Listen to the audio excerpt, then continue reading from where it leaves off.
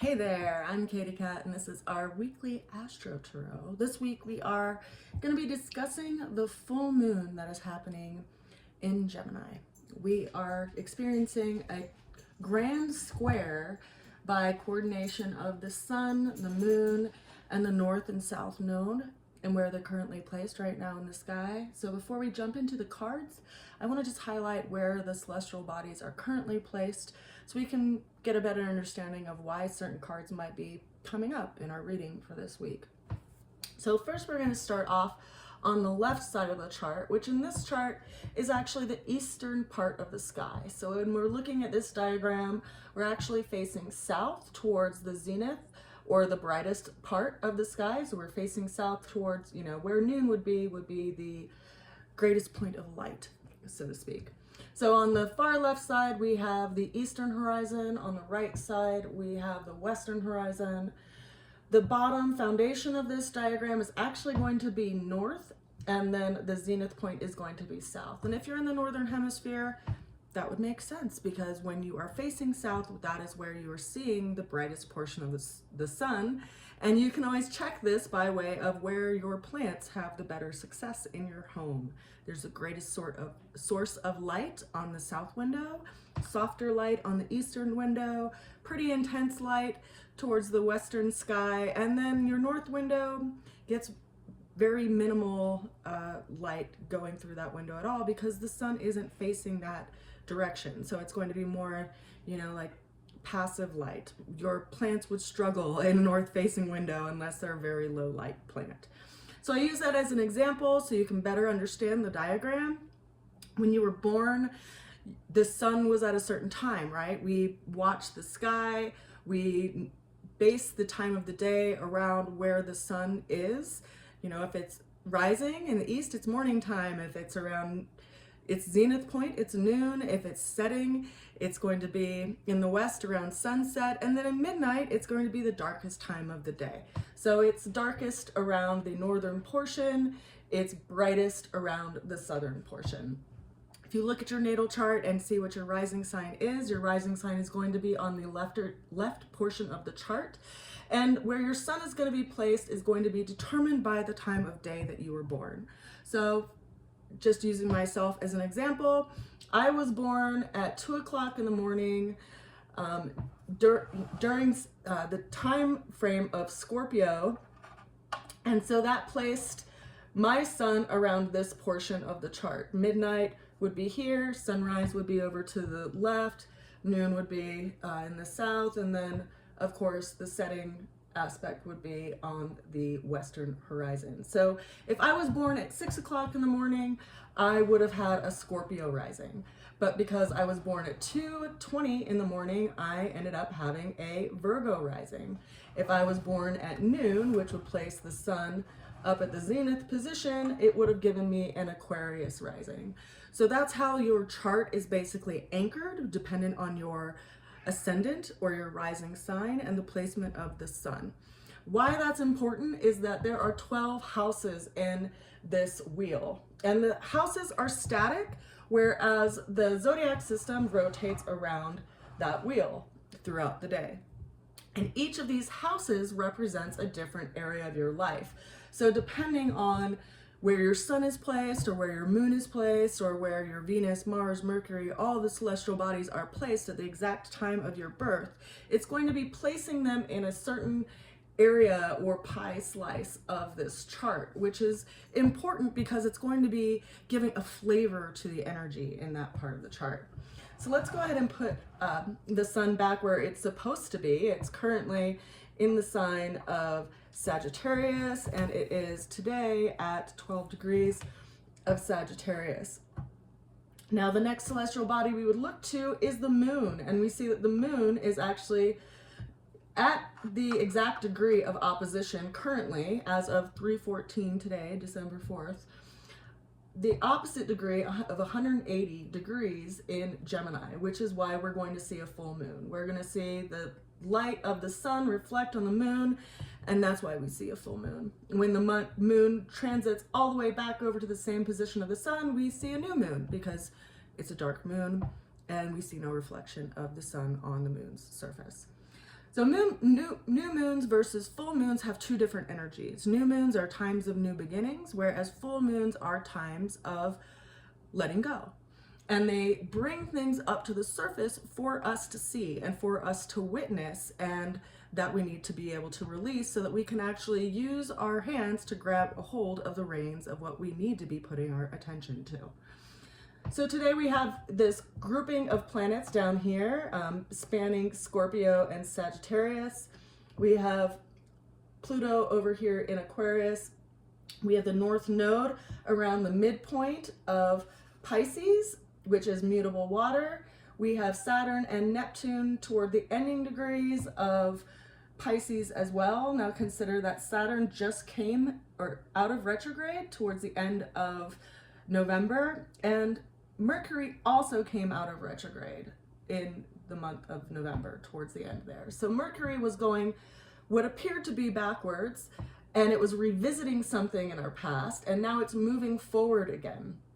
Now, why that's so key is that it's bringing something back for us to review and ultimately to transform, because it's transiting through this sign of Scorpio, which is the sign of transformation and fixed water. And when you think of fixed water, you know, it's ice, it's hard water, it's unmoving water, so to speak. And that's the time that we're currently kind of shifting out of. We just shifted out of the period of Scorpio, which is when, you know, all of the water basically is leaving the body of plants and going into their roots.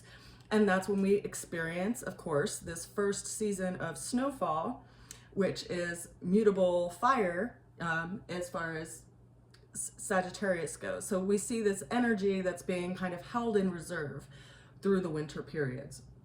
Now that's just, you know, a little background on kind of the energetic of Scorpio being fixed water, but we're moving into this space of Sagittarius. And why that is so key and poignant, particularly during this full moon, is that we see here, not only do we have this kind of opposition between the sun and the moon. Take this magnet out here that I use to hold people's charts. Not only do we have this opposition between the sun and the moon, but we see that Uranus is, you know, in close proximity to the moon. The moon actually just transferred over the pathway of Uranus, and Uranus is a bunch of unavoidable, unexpected change, and it changes things that have gotten in our way of basically like succeeding or growing as a person. And Uranus has been transiting through this area of Taurus for the last 7 years. It's currently in retrograde. It's going to be retrograde until the 10th of December. And then it's basically going to enter into Gemini for the next 7 years. So this is the last time we'll have this energetic of Uranus in Taurus for the rest of our lives, roughly, because it takes 84 years for Uranus to move around the entire zodiac wheel. Now that means that in the last 7 years, we've seen our belief systems change, we've seen our value systems change, we've seen our agricultural systems change, we've seen our monetary systems change, and all of that is due to the energetic of Uranus moving through that area of Taurus by way of the sky. And then it will be in Gemini for the next 7 years. So the moon just visited with Uranus as if it was grabbing some information from that exchange, so that when it moves forward, it can see things more clearly. Because if you go out at night, right, and it's a cloudless sky and it's a full moon, you can see your surroundings. Whereas during a new moon or a dark moon time period, you can't see your surroundings. It's pitch dark. There's a lot happening that is unknown. And yet under a full moon landscape, all that is unseen becomes seen. So there's things that have been brought to the surface. And this has been in an interesting relationship with Mercury's retrograde back into Scorpio, which is in opposition to this placement of Uranus. And consider that Mercury is currently at 22 degrees of Scorpio, and Uranus is currently at, where are you, Uranus? Is at 28 degrees of Taurus. And so as Mercury kind of goes across and moves forward toward Sagittarius, it's also going to be in opposition with Uranus. So it's like a conversation is being had between our values and how we see things and how we speak about things, because that's what's governed by the planet of Mercury. We have Venus also in close proximity of the sun. So how do we nurture ourselves is also going to be affected by this. We may be letting go of some behaviors and some habits that have, been kind of part of our self-saboteur toolbox. And then we have Mars, which is going through this space as well. And Mars is currently at 21 degrees of Sagittarius. So it's interesting that there's this relationship going on with all this group together, because Mars adds like an active principle to things. It activates things. And so what you may have felt like was not moving, or you weren't feeling any progress toward it, it will be shifting, and we'll have a clearer picture of how it will be shifting in the next couple of weeks. Because typically full moons, they run through phases of like 2-week cycles, because it goes from a full moon to a new moon in 2 weeks, and then it goes from a new moon to a full moon in 2 weeks, hence the month or the month. So there we have this kind of snapshot of when things will be seen, right? It may not be directly on the date of the full moon, but it's in that time period. And then you'll ultimately see the seed that gets planted in the coming 6 months. So there's this timeline that we have to allow, or the variable of time that we have to at least accept in this grand scheme of things. But you'll also notice that we have this opposition between the South Node and the North Node. Now the South Node and the North Node are always in direct opposition, but what's something poignant to notice is that they are also in a square relationship with the Moon and the Sun. So we have this grand, oh, that's a horrible square. I apologize. I'm not writing at a great angle. But we have this grand square happening. And when there's a grand square happening in the sky, there's a lot of challenging aspects. It's things that you can't necessarily get away from. It's things that you can't avoid. Something is really kind of being shoved right in your nose for you to take a look at it, for you to decide if you're willing to make the change, and if the thing that you have in your sights that you want to progress towards is worth it and valuable enough to you for you to let go of the habits and the behaviors that you see and are witnessing are actually in your way and preventing you from fulfilling those desires of yours, or your potential even, so to speak. And this is all going to be poignant. And so you're going to be seeing this kind of revealing process here in the area of Gemini, because that's where the moon is at, right? And we have the South Node, which is being pinged, which is something that we have to let go of, maybe, having aspects to that critical part of ourselves. And the North Node, which is in this space of Pisces, which is our connection to something higher, our connection to the divine, our connection to our spiritual search, and our wish, to provide something of value to this riddle that we're currently in called our life journey. So the North Node is telling us where we need to be angling our arrow toward, and the South Node is letting us know what we need to dissolve in our lives for us to be able to move and put our energy toward that North Node. And the Sun and the Moon are the two anchoring points. So it's interesting to me because here we have this energy in Gemini, which is kind of being pointed toward. And again, as I kind of mentioned in the very beginning of the reading, wherever Gemini is in your chart, that's where it's going to be showing you something that you need to change, and something that is ultimately going to be shifting, and something that will be revealing itself to you in the coming couple of weeks. Whether it's in the first house, and you have a Gemini rising, or if you have a Taurus rising and it's in your second house, or if you have an Aries rising and it's in your third house. It all depends on which house Gemini is actually in your chart as to which area of your life it's going to show up in. And when the universal kind of transits show up in this grand kind of square arrangement, it's almost like we're getting a tire iron to change out a flat tire, and you have to put some torque into it. And you can sit there on the side of the road and complain and whine and feel sorry about having a flat tire, or you can just get out of your car and change the tire and get back on the road. And so we have to be willing to witness how much time and energy we actually spend, quite literally, in the confines of the mind, and where we need to be putting our energy out into the world. Now, this is really interesting, just as a side note, you know, that Mercury, which is the planet that's been, one of the planets that's been in retrograde, is, you know, has a relationship with the sign of Gemini. And it's the planet that ultimately governs Gemini. It also governs Virgo, which is interesting too, because the South Node is in Virgo. And Virgo is known as being kind of self-critical and very analytical, which can be useful in some contexts, but also can be very self-defeating. And we see the moon over here in Gemini, which is, you know, communications and relationships, and by way of sharing ideas and exchange. And Gemini also governs our hands and what we do with them, and our lungs, and things that have, you know, two aspects to them, because Gemini is known as the twins.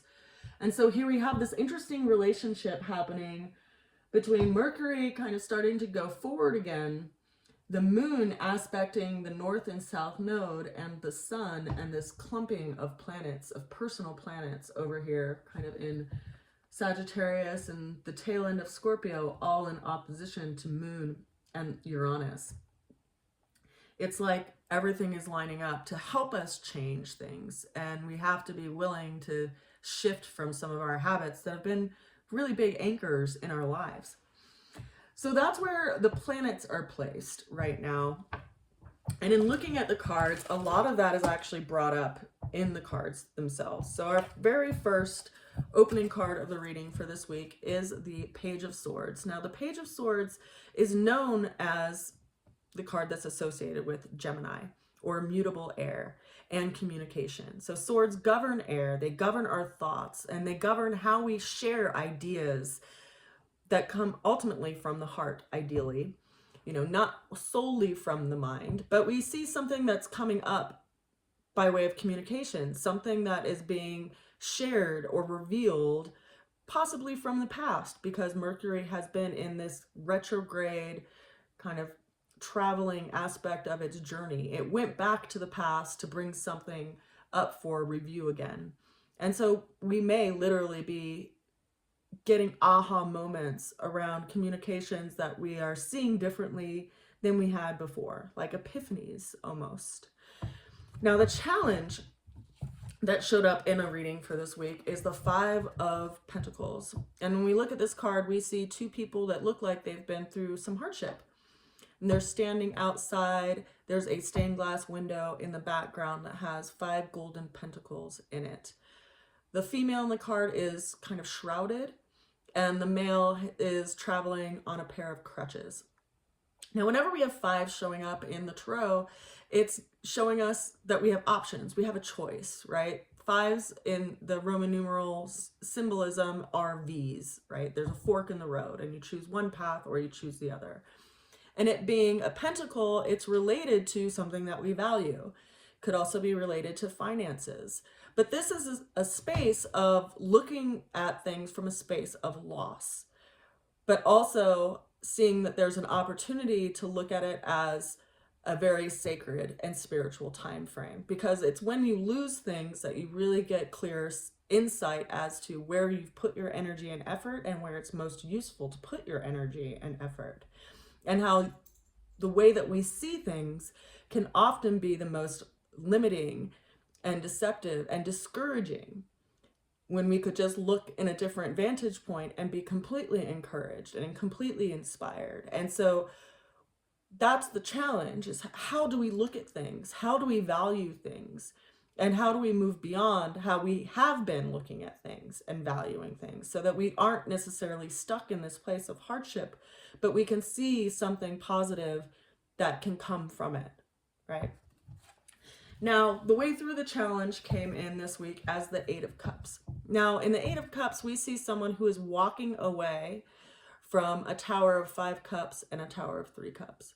And they're walking into this kind of mountainous terrain. And in the background, it's kind of dark by way of the light of the sky, and you see a moon. And this is an abandonment of all emotional experiences, like the good, the bad, the ugly, you're over it, right?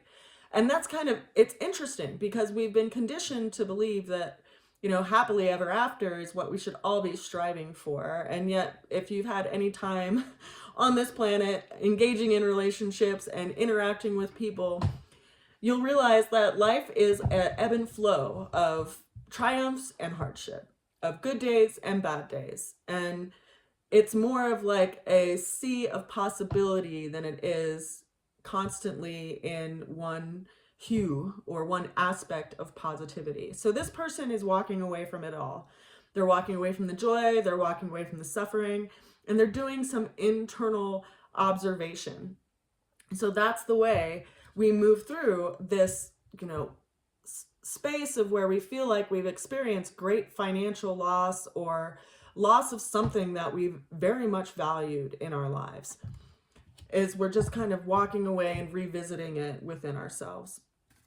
Now, the ultimate outcome that came through is interesting. So today we had 8 cards in total. And the first card that we have is the Fool. So the Fool is the very first card of the Tarot deck. It actually is numbered 0 because it contains the potential for all and everything. Interestingly enough, this person in this card is walking out onto a precipice. They're walking off into the complete unknown, and there's a rainbow in the distance. There's a white pup kind of nipping at their heels, and they have their eyes set on the horizon rather than on the ground that they could fall toward underneath their feet. This card is called the Fool.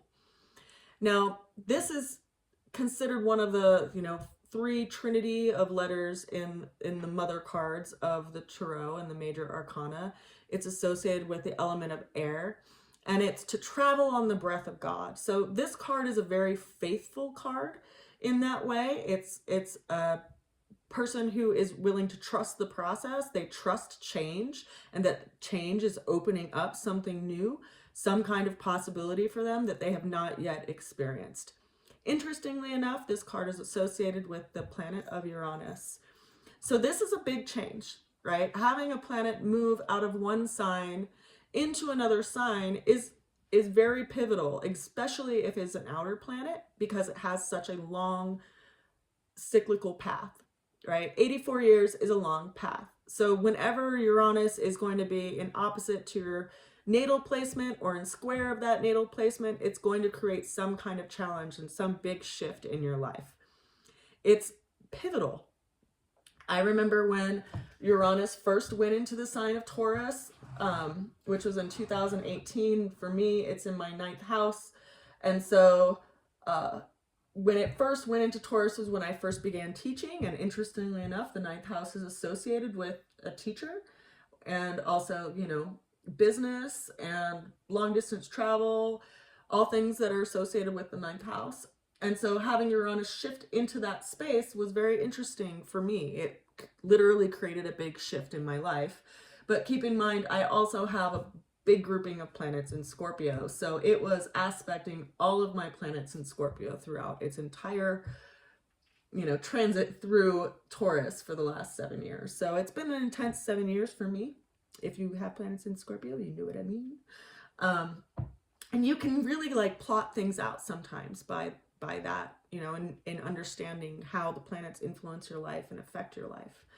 But that's the way out of this situation, you know, out of this idea of hardship, out of this idea of sense of loss, or like shaking your fist at the sky of like, why does this happen? What's the point of all of this? It's change, right? If something becomes so uncomfortable that you are forced to change, then there's no other option. And consider that Taurus is a fixed earth sign. So it is a very stable sign. Scorpio is fixed water. Aquarius is fixed air, right? And so these fixed signs, and, you know, Leo is fixed fire. The fixed signs are very stubborn. They don't like change. They're fixed. Whereas active signs are excited by change. They love change. They love new things. Fixed signs tend to be stable. And so when things force you to change, it can be very, very uncomfortable. And yet, when you look at a plant, I guess I'm using plants as examples a lot today, but if you pull a plant out of the earth and put it in new soil, it will root itself pretty quickly because it wants to be rooted. And so even though it might be uncomfortable to feel your roots being bare for a little bit, or feeling them in a different environment or under different conditions, that's what you need in order to be able to grow, right? If you've outgrown your pot, so to speak, right? You don't want to be root bound. You want to have a place where your roots can kind of stretch out and grow, quite literally. And that's what we do in Taurus. And so Uranus has been changing that. It's been changing things and bringing things to the surface that are ultimately limiting our growth. And that may indeed be a habit or a behavior or a job or a relationship or some situation in your life that you've felt would always be there and that you felt like you had to keep stabilized. You're feeling the call for change. Now, the follow-up for clarity of the Fool card and that kind of unknown new beginnings, right? Because change will create new beginnings and it'll create new opportunities for you. It's followed by the star. Now, the star is a card of hope, and it's also a card of moderation. And so we have to learn to balance where we give our energy to and what we nurture. We see that the person in this card, and I guess I'll cover it because sometimes YouTube and things get upset if they see even artwork that shows something that's nude, even though we all have bodies, go figure.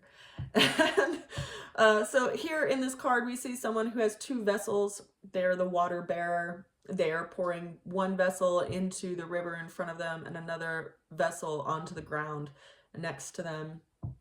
And we see a star kind of up over their head and a mountain in the background. And here we see someone who is literally giving back to the earth and giving back to her spirit in a space of moderation, and also keeping in mind like the hook, like what is it that ties you to that change in the long scheme of things. Like if instead of looking at your life, like by tree or everything separate, like what does it look like to take it all in all of its entirety? Not the hardship that you experienced last week or even last month, but over time, what have you been able to gather from these experiences that has been of value that you can give back and help nurture others with? This is something that we're being called to consider, and also like the big picture of things. And so we have to hold on to that. We have to keep that in mind as we're seeing some things fall away in our lives and allowing new things to come forward, that it's all in the process. It's all in the journey. And if you look at one single water droplet and its pathway throughout its entirety of going from a raindrop all the way out to the ocean by way of the river, you'll see that we all bring something back to the source. And we're here in this journey of life to collect what we can by way of experience and offering morsels of nourishment to people as we meet them along our path. Now that card is further clarified by the Two of Pentacles. Now, the Two of Pentacles, we see someone who is walking on a tightrope. They have a coin in each of their hands and a belt kind of moving around those coins in a figure 8 kind of symbol or an elliptical symbol. And then in the background, we see this swelling body of water that has boats on it. And interestingly enough, they're making their path along this tightrope, and they're having to have some kind of balance, knowing that there's all this turmoil happening behind them and all around them. And they have to keep their sights focused on where they want to go and balance themselves within all of the chaos by that which they value. So this is having some kind of harmony amidst the chaos. When you feel like everything in the world is completely kind of enraged or, loud or intense, what is it that grounds you in your feet? What is it that grounds you in your body? What is it that grounds you in your belief system and your values and your faith? Because that is what will keep you moving in the direction that you're walking toward, but you have to keep your sights in the direction that you want to go and not be distracted, right, by the next boat that's passing you in the water when your path is trying to get across this tightrope. That's further clarified by the Queen of Wands. Now, the Queen of Wands is a cardinal fire energy associated with Aries. The planetary body that's currently in Aries right now is Chiron. Chiron is the wounded healer. It shows us our wounds. We learn how to heal them so that we can help other people. And so there is something, right, that we've possibly kind of been keeping behind the veil, some wound that's like taken a lot of our attention in our life that we're being asked to not feed as much anymore, or perhaps to look at it in a new way. And I say that because, you know, there is this interesting relationship happening, of course, between Chiron and the energetics of what's happening in Sagittarius, because they're both in fire signs. And that is further clarified by the King of Cups. So we have a king and a queen in this reading for today. And then, of course, we also have a page. The King of Cups is a fixed water sign. This is where we have Mercury currently traveling through in the sign of Scorpio.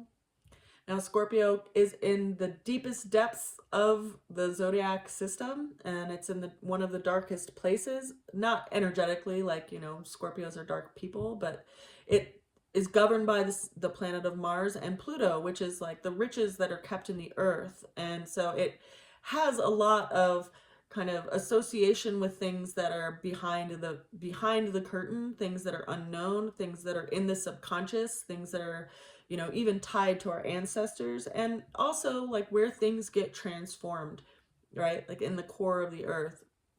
And we're undergoing a transformation process currently by way of how we think, how we speak about things, where we put our energy when we're in the mind. And it's something to consider because the mind can feel like a prison at times, you know, like if you keep thinking about things, it will rewear the same path in your mind, and it's just easy to fall into that space. And it takes attention. It takes work to pull ourselves out of that habit. And you can do that, you know, by kind of creating things for yourself that you can focus on, like things around your house, you know. I remember when I was really struggling with quitting drinking after my mom died. I was drinking a lot. And I basically used my glass of wine as a cue to consider the things that I had to do. Like, did I have to fold laundry? Did I have to do the dishes? Did I have to take my dog on a walk? Did I have to work on my taxes? Was there something I had to do business related, right? I used it as a cue whenever I'd look at the wine glass. Instead of, you know, wanting to drink more of the wine, I'd use it as this kind of note in my mind to tell me to go do something else. And as I did this over the course of several weeks, I increasingly drank less and less wine and would wake up in the morning to see more of my wine in the glass that I never finished, because I just created this new habit of actively taking care of something that needed to be taken care of. And so what is it in your life that you are doing or engaging with that makes you feel like this, like you just want to abandon everything emotionally? Like, what is it in your life that is giving you that sense of feeling? And I ask that because that is what you are being called to change. And it may be taken out of your hands. It may be something that is impressed upon you by some kind of outside source, right? If you've been struggling with your job, you may randomly get fired, or you may randomly get a new opportunity that's so great that you can't possibly continue to work there. If you have been having struggles with your relationship, that may shift without any doing of your own, even though you knew it needed to change.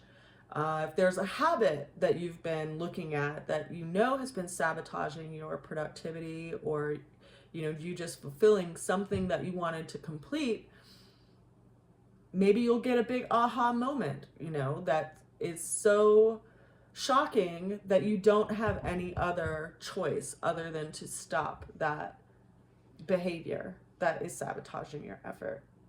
There's something right now in your life, just like there is in my life, that needs to be changed, and that is in the process of changing. And so we need to allow that to happen. Just like, we may get frustrated with the changes of seasons. We might want summer to last forever, but we won't ever have, trees that are alive and healthy unless we have winter, and unless we have fall, and unless we have spring. And we need all of these seasons of change out in the world for the world to exist the way that it does, to have food and to have sustenance and all these things. And just like that change out in the world, we need to also be willing to accept changes and the seasons of our own lives. And right now we're in a very big changing season. I send you a good wish. I send you a lot of love. I give you support through whatever change you're navigating through. If you'd like a reading, reach out to me and we can, do a tarot reading if you'd like, or we can focus on an astrology reading, or we can do a combination, which I often like to do. I typically do 12 card readings, so we actually use the house system in the readings themselves. If you'd like mentoring with astrology, you can also reach out for that. If you just have questions about astrology and you want to have like a short consultation rather than, ongoing mentorship, we can do that. If you're interested in purchasing my cards to support my readings, that would be great. They're available on my website, rootsofalchemy.com. I also have a donation button there and a variety of other things that I make by way of art and body care and things like that. I'm a trained and certified clinical herbalist, aromatherapist, and nutritionist, and I had the fortune of apprenticing with someone for 10 years to learn the system of tarot and astrology, and this is actually one of the decks that I drew during that apprenticeship, and I published them